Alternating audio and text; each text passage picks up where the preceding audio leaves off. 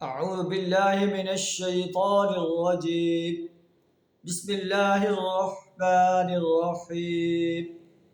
يا أيها الذين آمنوا إنما المشركون نجس فلا يقربوا المسجد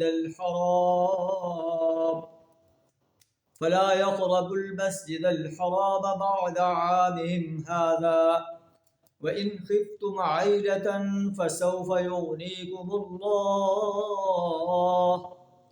من فضله إن شاء إن الله عليم حكيم. صدق اللہ العظیم. سورہ التوبہ آیت نمبر 28 آپ کے سامنے تلاوت کی، جس کا ترجمہ کچھ اس طرح ہے: اے ایمان کا دعویٰ کرنے والے انسانوں، مشرکین نجس ہیں، فلا یقربوا المسجد الحرام بعد عامہم ھذا، بس اس سال کے بعد یہ مسجد حرام کے قریب نہ پھٹکیں، اس لیے کہ اللہ کا آرڈر آ گیا ہے کہ اللہ اور اس کا رسول مشرکین سے بری ہے.